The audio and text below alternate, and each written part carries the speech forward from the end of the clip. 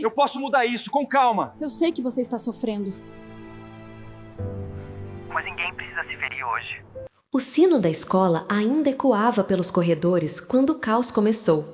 Era início de uma manhã comum no Colégio St. Bartholomew, uma instituição privada de prestígio em Boston, conhecida por seus corredores revestidos de madeira polida, janelas altas que deixavam a luz entrar em feixes dourados e uniformes impecáveis que revelavam a elite que ali estudava. Mas naquela manhã, algo invisível caminhava entre os alunos, algo que mudaria tudo para sempre. Isabela Montenegro, de 17 anos, caminhava sozinha pelo corredor central. Filha de Ricardo Montenegro, um magnata dos investimentos globais, ela era conhecida não apenas por sua beleza discreta, mas pela maneira gentil como tratava todos, desde professores até zeladores. Apesar de carregar um sobrenome pesado, Isabela tentava sempre ser leve. Naquele dia, no entanto, havia algo diferente em sua respiração. Um pressentimento, sutil, quase imperceptível, de que aquela manhã jamais terminaria como as outras. Ela ajustou a mochila no ombro e olhou para o relógio no pulso. A aula de literatura começaria em 5 minutos. Alguns estudantes riam em grupos, outros corriam para não se atrasar. Tudo parecia normal. Até que um barulho metálico quebrou o murmúrio da rotina. Seco, brusco, agressivo. Clang! Um cadeado caiu no chão. Em seguida, uma voz ecoou, profunda e firme, vinda do final do corredor. Ninguém se mexe. Por um instante, ninguém reagiu. Foi como se o mundo inteiro tivesse prendido a respiração. Isabela virou-se lentamente e viu o homem. Ele estava parado diante da porta de acesso à ala leste, com um casaco escuro, luvas e algo ainda mais aterrador, uma arma. Alguns alunos riram pensando ser uma brincadeira, mas não era. O olhar dele, frio, vazio, como de alguém que já não esperava nada da vida, dissipou qualquer dúvida. Ninguém se mexe, repetiu ele, mais baixo agora, mas ainda mais ameaçador. O pânico explodiu. Gritos, passos apressados, corações batendo desordenados. Um professor tentou intervir. O homem disparou um tiro para o teto. Bang! O som ressoou por todos os corredores, fazendo os vidros vibrarem. O silêncio anterior virou desespero. Vários alunos se jogaram ao chão. Outros correram para as saídas, que agora estavam trancadas. O homem havia planejado tudo. Isabela ficou imóvel. O olhar dele a encontrou. Era como se ele já a conhecesse. Minutos depois, o colégio inteiro estava cercado. Sirenes policiais, helicópteros iniciando a aproximação. Pais desesperados recebendo mensagens. A notícia se espalhou como fogo. Mas ninguém sabia, ninguém ainda sabia, quem exatamente era a refém principal. Lá dentro, Isabela estava sentada no chão, junto com outros estudantes na ala de arte. O homem andava de um lado para o outro, segurando a arma com precisão. Ele não tremia, não hesitava, não grutava, era calmo, assustadoramente calmo. Vocês acham que a vida de vocês vale mais que a minha? Perguntou ele, sem esperar resposta. Vocês nunca souberam o que é perder tudo. Um professor, tentando mediar, perguntou: O que você quer? O homem parou, virou-se e pela primeira vez falou com clareza. Eu quero justiça.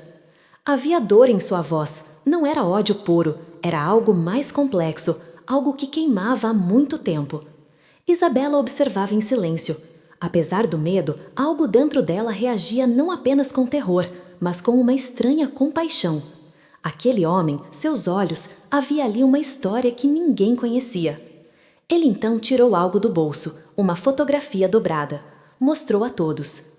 Nela, um homem mais jovem, usando farda, militar, ele próprio. Eles me prometeram honra, respeito, depois me jogaram fora. Agora vocês vão ouvir minha voz. Do lado de fora, Ricardo Montenegro chegava. Seu rosto, geralmente impassível nas entrevistas financeiras, estava pálido, devastado. Um policial se aproximou. Senhor Montenegro, sua filha está entre os reféns principais. Ele fechou os olhos, ajoelhou-se no chão por um segundo. Depois se levantou como um homem prestes a enfrentar o pior combate de sua vida. Façam qualquer coisa, qualquer coisa, mas tirem minha filha viva de lá.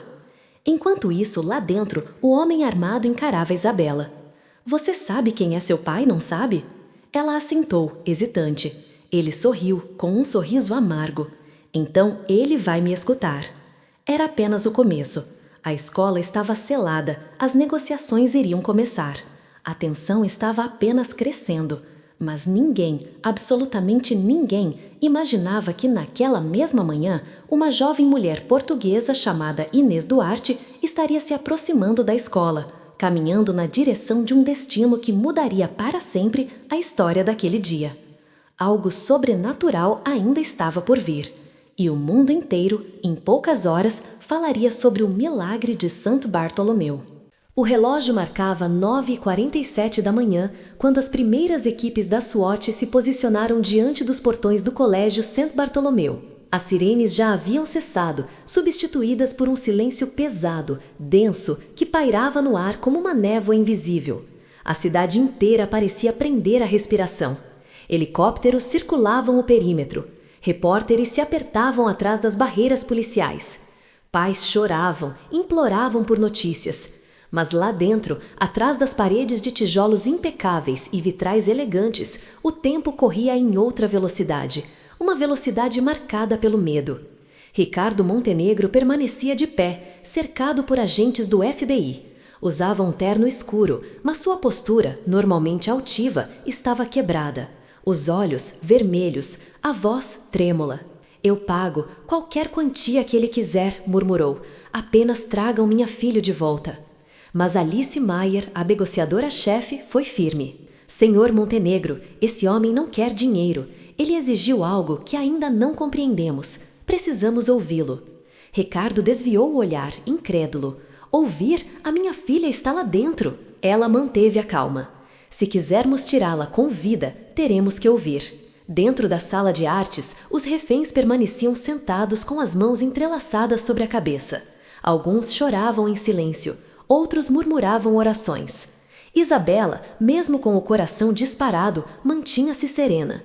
Não por coragem, mas porque algo na figura daquele homem lhe causava uma estranha sensação de humanidade. Distorcida, ferida, mas viva. Ele caminhava devagar, com passos calculados. Seu nome, descobririam mais tarde, era Elias Turner, ex-sargento do exército americano, condecorado em 2 missões no Oriente Médio. Mas agora, diante deles, ele não era herói, era ameaça. Vocês sabem o que é ser esquecido? Perguntou ele, sem olhar para ninguém em específico. Lutamos por este país, sangramos por este país, e depois, silêncio. Ele ergueu a arma. Um professor subiu a voz. Elias, machucar esses jovens não trará sua vida de volta. Ele girou, rápido, mirando o professor. A minha vida? Sussurrou com um riso quebrado. Eu perdi mais do que vida. Lá fora, o FBI conseguiu estabelecer a primeira comunicação. Senhor Turner, aqui é a agente Maier. Queremos entender suas exigências. Disse através do megafone. Elias aproximou-se da janela, mas não respondeu. Em vez disso, sacou um pequeno radiotransmissor e o acionou. Eu não negocio com intermediários. Quero falar com ele. Alice franziu o senho. Com quem? Com Ricardo Montenegro. Ao ouvir seu nome, Ricardo avançou um passo. Ele sabe quem eu sou? Alice respirou fundo. Ele sabe, e é com o senhor que ele quer falar. Então me deem esse rádio, disse Ricardo, com a voz firme pela primeira vez. Senhor Montenegro, isso é extremamente arriscado, alertou um agente. Mais arriscado do que não ouvir o homem que está com minha filha? Ninguém respondeu. Elias voltou para a sala. Aproximou-se de Isabela, que manteve os olhos fixos no chão, tentando controlar a respiração. Suas mãos tremiam, mas discretamente. Você é diferente dos outros, disse ele em voz baixa. Você sabe o que é o silêncio. Ela não respondeu. Ele se agachou, olhando-a nos olhos. O silêncio é a pior das prisões. Acha que é apenas medo? Não, é quando o mundo inteiro finge que você não existe. Ela engoliu seco. Quem o esqueceu? Elias ficou imóvel. Por alguns segundos, aquele homem, armado, perigoso, pareceu apenas humano. Todos. A polícia entregou o rádio a Ricardo. A negociação estava prestes a começar.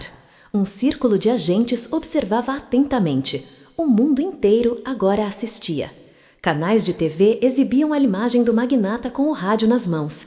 Alguns comentavam com cinismo: o poder vai resolver tudo. Mas ninguém sabia que eles estavam prestes a assistir algo muito diferente. Algo que dinheiro algum resolveria. Elias, disse Ricardo pela primeira vez. Eu sou Ricardo Montenegro. Houve um silêncio. Então, uma voz carregada de raiva, dor e algo mais respondeu. Finalmente.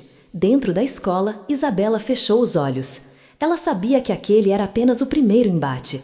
Lá fora havia armas, helicópteros, planos de resgate.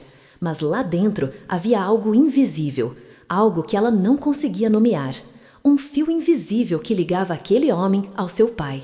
E em algum lugar, caminhando pelas ruas de Boston, uma jovem mulher de casaco cinza caminhava em direção àquela escola, sem saber ainda que seu destino estava prestes a se entrelaçar para sempre com aquele dia.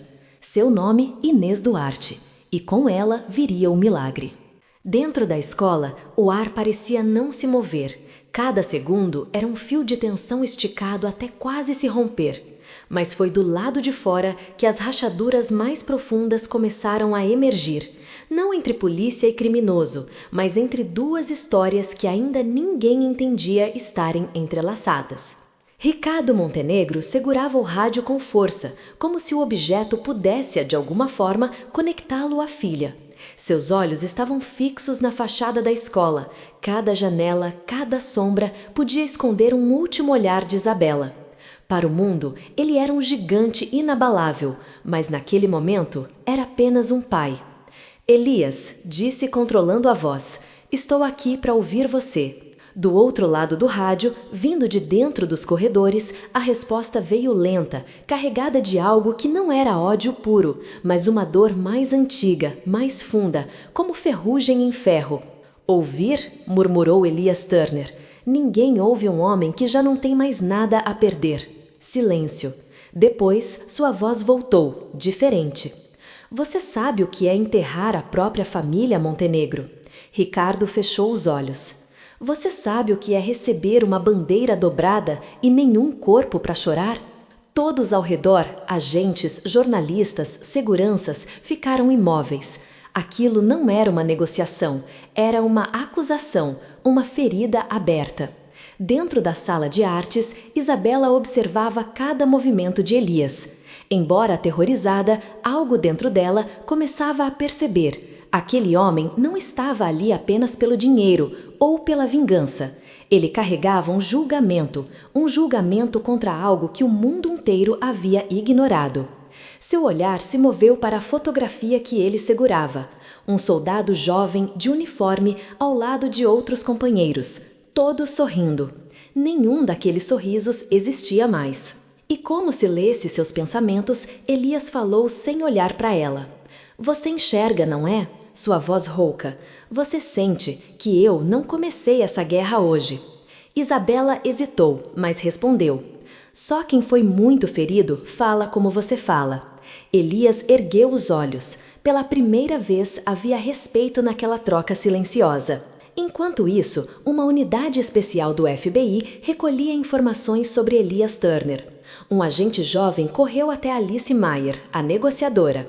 Encontramos registros militares. Ele serviu no Afeganistão 2 missões de combate. Sofreu explosão de IED, perdeu parte da audição, diagnosticado com transtorno pós-traumático. Alice respirou fundo. E o que mais? O agente hesitou. Ele enterrou a esposa e o filho, acidente de carro, 3 meses após voltar da guerra. Alice fechou os olhos. Ele não perdeu a razão, ele perdeu o mundo. De volta ao interior da escola, um dos alunos começou a chorar convulsivamente. Elias virou bruscamente. Eu disse para ficarem quietos. Mas antes que ele pudesse dar outro passo, Isabela se levantou lentamente. Se gritar, eles vão se desesperar mais, disse ela firme, embora o medo queimasse suas entranhas. E você não quer ser o monstro que eles vão lembrar. Os alunos olharam para ela estarrecidos. Um sussurro percorreu o grupo. Elias a encarou e algo mudou. não fraqueza, mas reconhecimento. Ele se aproximou. Você fala como alguém que já perdeu algo. Ela piscou devagar. Todos perdemos, só que alguns aprendem a esconder. Lá fora, uma voz surgiu entre os agentes. Quem é ela? Perguntou um tenente. Ela está interferindo? Alice a observava pela janela, com binóculos. Não, ela não está interferindo. Ela está criando uma ponte. Ricardo ouviu. A palavra ecoou dentro dele como um golpe. Ponte. Entre ele e aquele homem armado estava sua filha. Enquanto isso, caminhando pelas ruas próximas à escola, com passos firmes, surgia uma figura que ninguém conhecia, mas que em breve se tornaria decisiva. Casaco cinza, olhar determinado, nenhum crachá, nenhuma insígnia. Inês Duarte, ex-atiradora de elite do exército português, especialista em negociações de risco. Ninguém a havia chamado. Ela viera por conta própria, não por dever profissional, mas por algo mais profundo, mais silencioso. Quando ouviu no rádio o nome do sequestrador, algo a fez parar. Elias Turner. Ela o conhecia, ou melhor, conhecia o silêncio dele. Dentro da escola, Elias se virou novamente para Isabela. Seus olhos agora tinham menos fúria e mais verdade. Eu não vim aqui para matar inocentes, disse num murmúrio, mas o mundo precisa ouvir o que fizeram conosco. Isabela, trêmula, perguntou, quem é nós? E a resposta, carregada de uma dor que não deveria existir numa escola, caiu como chumbo no ar. Os que voltam da guerra e descobrem que não tem mais para onde voltar. A história estava mudando. Aquilo já não era apenas um sequestro. Era um julgamento. Um chamado. E lá fora, a única pessoa capaz de ouvir as últimas palavras de um soldado caído acabava de atravessar o perímetro policial, sem autorização. Inês estava chegando. A tensão ao redor do colégio San Bartolomeu já havia ultrapassado os limites físicos. Não era mais apenas uma operação policial, tornara-se um campo invisível de emoções extremas. Medo, desespero, culpa e um silêncio coletivo que pressionava cada coração ao redor.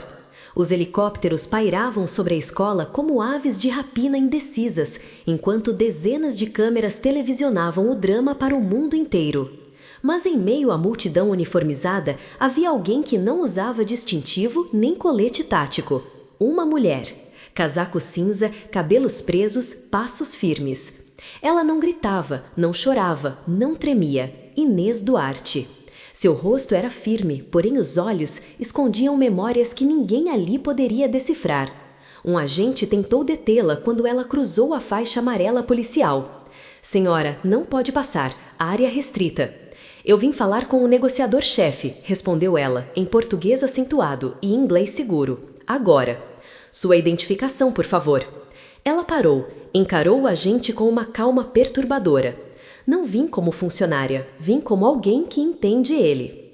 Aquela frase abriu uma fresta. O agente hesitou. A porta da van de operações abriu. A agente Alice Meyer surgiu, franzindo levemente a testa. Quem é você? Inês Duarte. Alice cruzou os braços. E por que acha que pode se meter nessa operação? A resposta veio num sussurro que não era arrogância, era ferida. Porque eu sei o que é voltar da guerra. Enquanto isso, dentro da escola, Elias mantinha os reféns em silêncio. Mas algo nele estava mudando, não fraqueza, mas uma inquietação, como se pressentisse que alguém havia cruzado o perímetro que não deveria estar ali. Sua respiração estava mais pesada, sua mão suava sobre a arma. Isabela o observava de canto. Algo diferente havia no modo como ele encarava as paredes, como se os tijolos estivessem se movendo, como se ele sentisse que o cerco não era apenas policial, era emocional, era pessoal. Está tudo bem? Arriscou a jovem numa voz calma. Elias a encarou. Você acha que estou perdendo o controle? Ela respirou fundo. Acho que alguém chegou. Ele estremeceu. Por um instante, seus olhos, antes tão duros, pareceu procurar um rosto no passado. Do lado de fora, Alice Meyer conduziu Inês para dentro da central tática. Monitores exibiam as câmeras térmicas e o mapa da escola. Ricardo Montenegro virou-se ao ouvir passos. Viu aquela mulher desconhecida. Quem é você? Perguntou ele, exausto, desconfiado. Inês o olhou nos olhos. A pessoa que vai tentar tirar sua filha viva de lá. Ricardo deu um passo à frente. Se falhar, você entende o que isso significa? Ela não recuou. Se eu falhar, não haverá tempo para arrependimentos. Alice interveio. Você o conhece, Elias Turner? Inês fechou os olhos por um instante, não para lembrar, mas para conter o que nunca havia esquecido. Servimos nos mesmos desertos, bebemos da mesma poeira e enterramos os mesmos homens. Os agentes em volta ficaram em silêncio. Alice falou baixo. Então, aquilo que temos lá dentro não é um terrorista. Não, respondeu Inês, é um soldado que nunca voltou da guerra.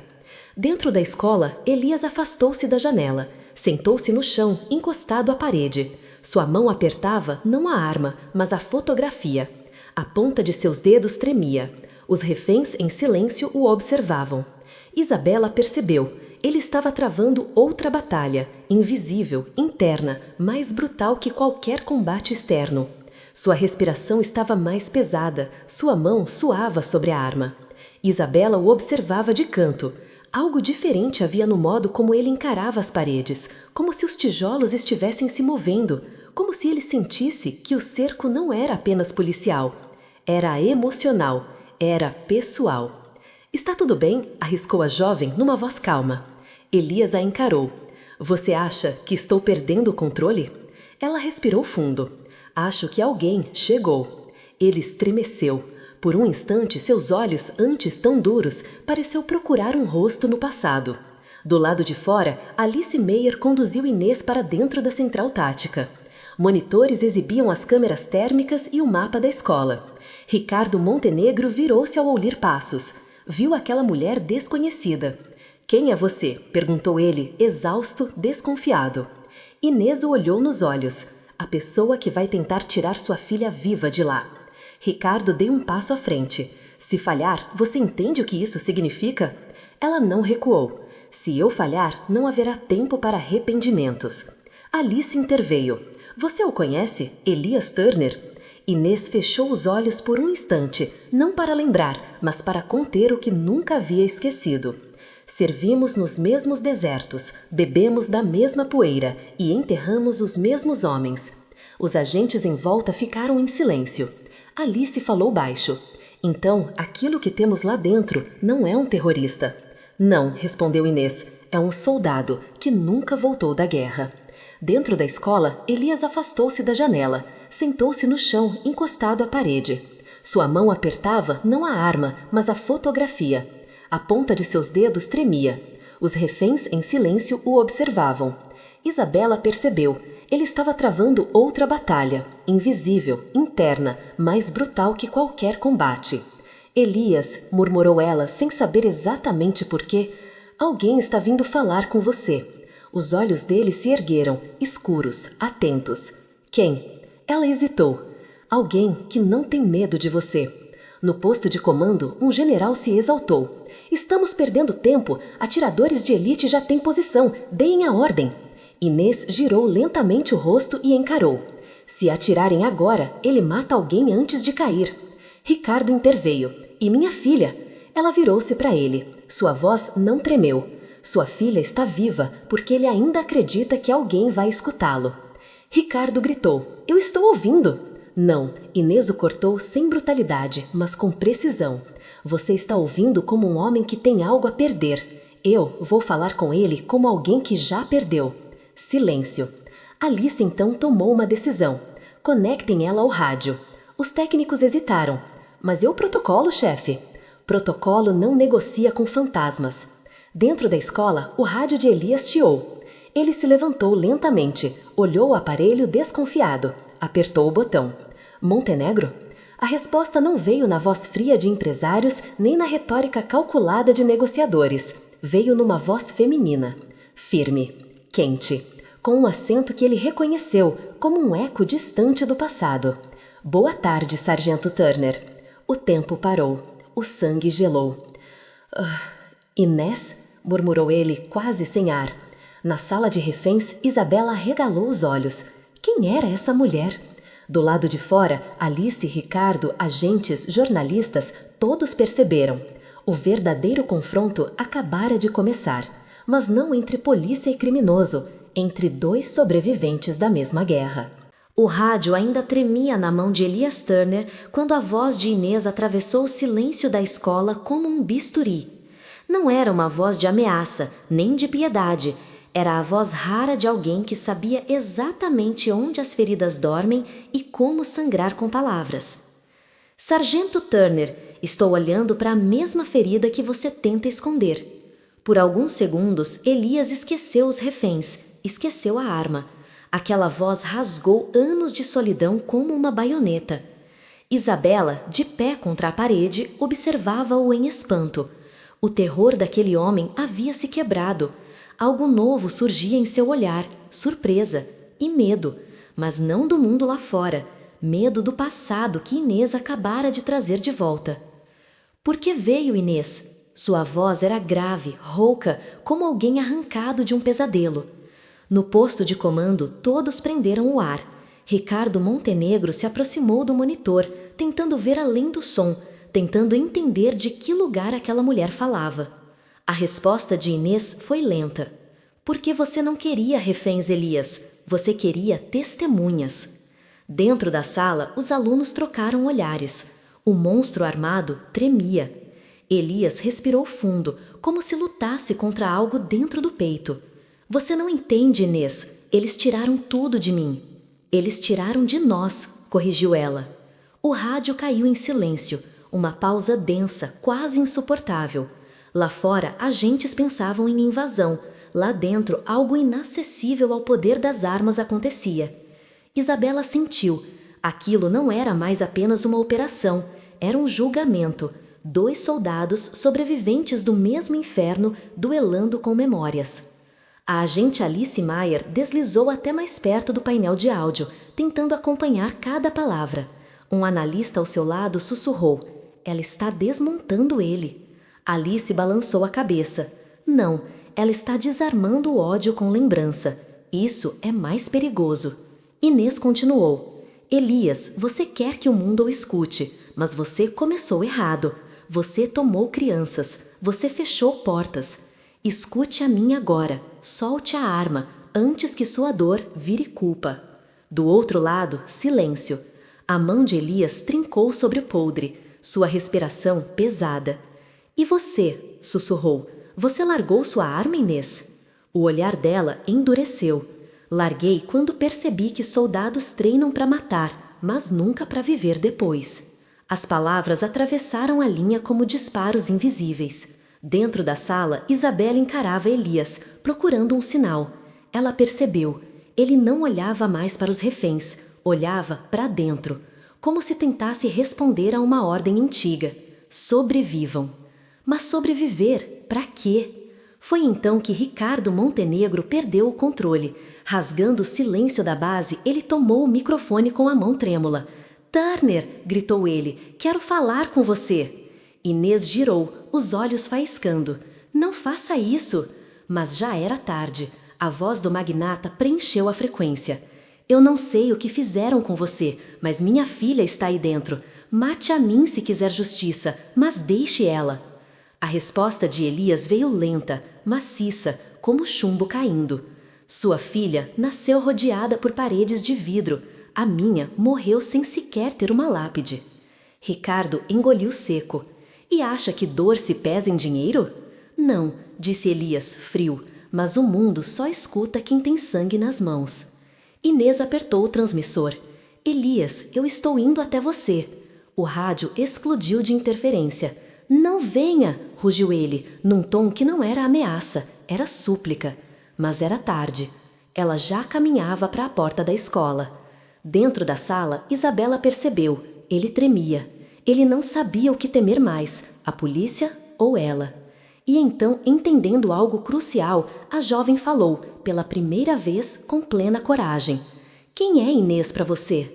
E Elias respondeu, com um sussurro despido de armas: "A única pessoa que viu a guerra dentro dos meus olhos." Naquele momento, nenhum agente ousou atirar, nenhum negociador ousou falar. porque o verdadeiro confronto havia começado. Do lado de fora, uma figura solitária cruzava o pátio. Inês Duarte, sem armadura, sem escudos, carregando apenas o fardo de quem sabe.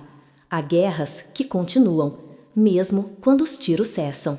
O vento soprava entre as árvores do pátio do colégio Saint Bartholomew, levantando folhas secas como se a natureza pressentisse o que estava prestes a acontecer. A câmera de um helicóptero capturou uma imagem que se tornaria inesquecível. Uma mulher sozinha, caminhando lentamente em direção à entrada principal da escola, sem colete, sem arma, sem autorização. Inês Duarte. Cada passo seu era um desafio ao conceito de medo. Entre os agentes da SWAT, um deles murmurou: "Ela vai morrer." Outro corrigiu: "Ou vai acabar com a guerra." Na central tática, o caos estourou. "Intercepção!" gritou um tenente. "Tiro de aviso!" "Ninguém atira!" rugiu Alice Maier, sua voz cortando o ar. "Se atirarem nela, perdemos o único fio que ainda segura Elias." Ricardo Montenegro prendeu a respiração, os olhos fixos na tela. Talvez pela primeira vez em toda a sua vida, ele não fosse o homem mais poderoso naquele cenário. Dentro da escola, Elias Turner percebeu algo diferente. Um som, não de sirenes, não de ordens policiais, mas passos, o eco de botas suaves sobre piso de mármore. Ele se ergueu. Seu corpo endureceu. Não pode ser. Isabela sentiu o ar mudar. Algo sagrado, invisível, tomava os corredores, como se aquele lugar, feito para aprendizado, estivesse prestes a receber uma confissão. Os alunos ficaram imóveis, como se o medo estivesse temporariamente suspenso. O rádio chiou. "Elias", disse a voz dela, mais perto agora. "Eu estou entrando." "Por quê?" Sua voz explodiu, enfim revelando o que tentava esconder. "Medo. Você quer morrer?" Do outro lado da linha, apenas silêncio. Porque Inês já havia largado o rádio. Ela falaria agora, com os olhos. E então, a porta da ala de arte se abriu. Lenta, sem ruído. E lá estava ela. A mulher que todos imaginavam fria, calculista, letal, mas que surgia agora desarmada, vulnerável, inteira. O mundo parou. Os alunos prenderam a respiração. Isabela levou a mão à boca. Elias deu um passo para trás. Os olhos dele, os mesmos olhos que haviam visto desertos queimarem homens vivos, estremeceram com uma dor que nenhum tiro havia causado. "Inês." Ela não se aproximou mais, não o enfrentou, não o desafiou. Apenas disse: "Eu vim buscar você." Nenhum agente entendia, nenhum jornalista podia narrar. Aquilo não era resgate, era retorno. Dentro do posto de comando, Alice Maier murmurou: "Meu Deus, eles se conhecem profundamente." Ricardo, com a voz embargada, perguntou: "Quem é ela, afinal?" Alice respondeu sem tirar os olhos da tela: "Ela é o único espelho que ele teme." Lá dentro, Elias sacou a arma, mas sua mão tremia. Ele apontava, mas não conseguia mirar. "Por que você veio?" Sua voz oscilava entre grito e súplica. "Eu não pedi para ser salvo." Inês deu um passo, apenas um, e disse o que ninguém jamais ousara: "Porque você já não quer viver, mas também não quer morrer sozinho." A arma dele baixou. Por um instante, o mundo inteiro acreditou no milagre. Mas então, um grito. Um aluno, apavorado, levantou-se de supetão, tentando fugir. Um guarda do FBI, do lado de fora, jurou ver Elias apontando a arma para Inês. E o disparo aconteceu. Não se sabe quem atirou primeiro. Foi reflexo, automático, instinto. Bang! O vidro estilhaçou. O som percorreu a cidade inteira. A imagem congelou em milhões de telas. Elias virando-se. Inês avançando. Isabela gritando. E entre todos, um milagre invisível. A bala que deveria matar não encontrou nenhum corpo. Ainda. O disparo ecoou como um trovão aprisionado entre paredes. Vidros estilhaçados caíram em câmera lenta, como fragmentos de realidade despedaçada. Gritos tomaram a sala de artes. Corpos se abaixaram, alguns se jogaram ao chão, mas havia algo estranho, algo impossível. Ninguém caiu, nem Elias, nem Inês, nem Isabela. O mundo inteiro, assistindo ao vivo, viu o impacto, mas ninguém entendeu o que realmente havia acontecido. Dentro da sala, por alguns segundos, o tempo deixou de existir. Elias não se moveu. Sua arma permanecia baixa, apontada para o chão. Inês continuava de pé, firme, com os olhos fixos nele, e não em quem atirara. Ela sabia, aquele disparo não veio de Elias. Do lado de fora, agentes recarregavam armas em pânico. "Alvo livre! Atirador hostil!" gritou alguém pelo rádio. "Parem tudo!" rugiu Alice Mayer. "Foi disparo externo!" Mas já era tarde. O caos havia sido libertado. Dentro da sala, Isabela olhou ao redor confusa. "Quem atirou?" Inês não respondeu. Ela deu um passo à frente e então percebeu. O tiro não havia sido para matar Elias.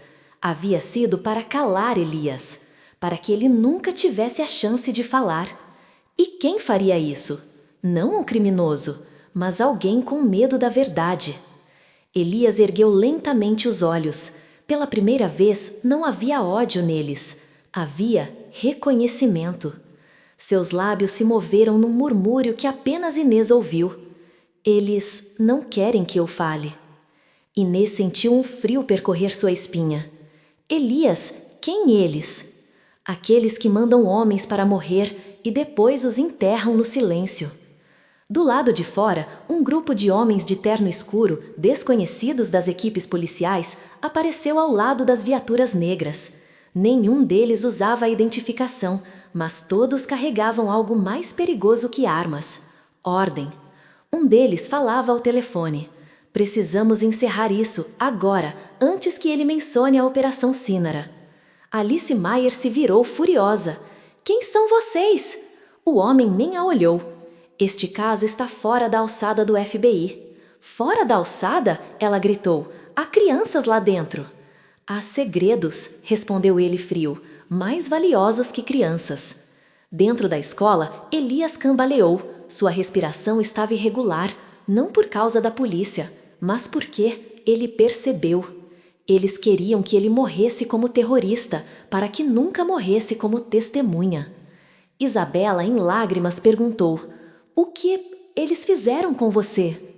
Ele apertou a fotografia entre os dedos.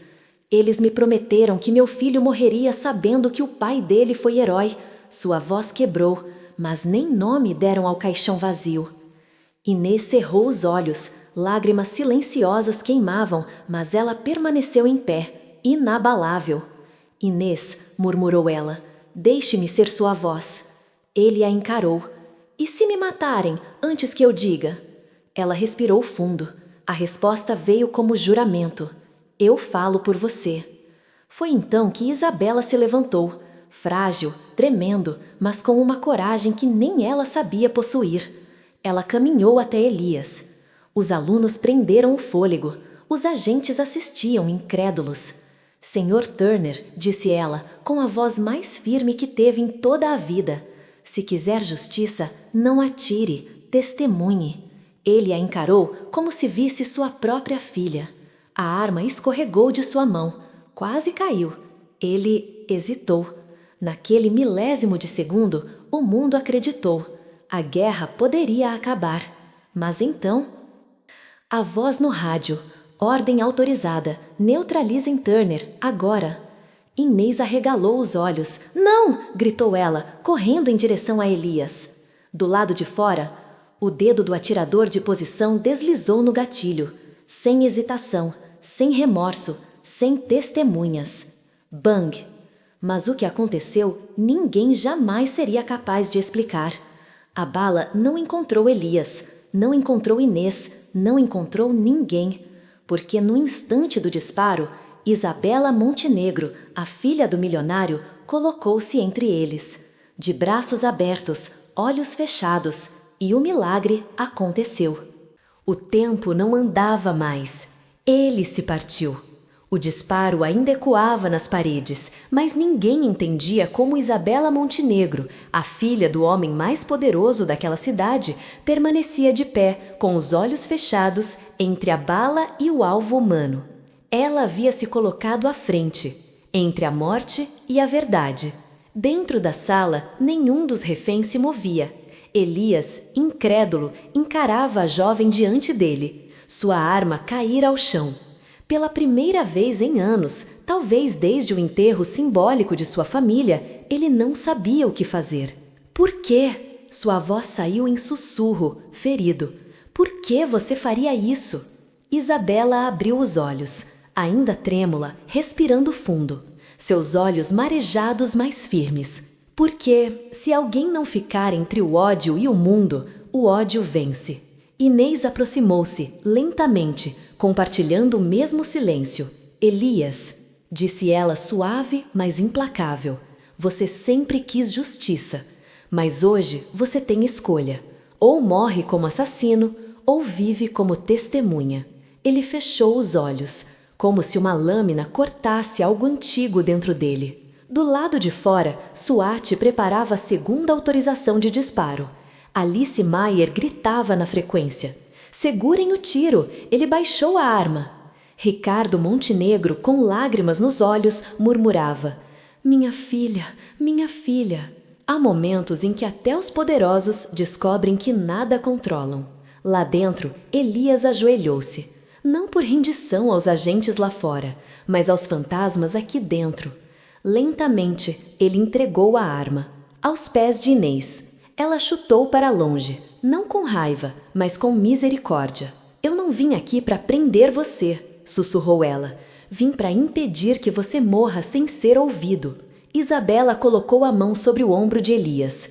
Fale, conte tudo, antes que eles calem você para sempre. E então, Elias Turner começou a chorar. Lágrimas sem som, lágrimas de veterano, aquelas que caem sem pedir permissão. O mundo inteiro assistia, sem entender. Todas as emissoras esperavam o fim da tragédia, mas testemunharam outra coisa. Um homem armado que largou o ódio diante da compaixão. As portas do colégio se abriram 40 minutos depois. Elias caminhava entre agentes, algemado, mas de cabeça erguida. Atrás dele, Inês.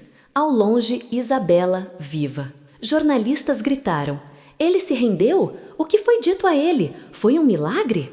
Nenhum deles respondeu, porque algumas guerras não terminam em manchetes, terminavam em silêncio, naquele tipo de silêncio que finalmente é paz. Dias depois, diante de um tribunal lotado, Elias Turner recusou-se a usar a palavra inocente, mas disse algo que ninguém esqueceu. Eu não lutei contra eles, eu lutei contra o esquecimento. E antes de ser levado, olhou para o fundo do salão, onde uma jovem portuguesa permanecia imóvel. Inês. Ela sentiu, sem aplausos, sem glória, apenas reconhecimento. Ricardo Montenegro, ao lado da filha, também compreendeu.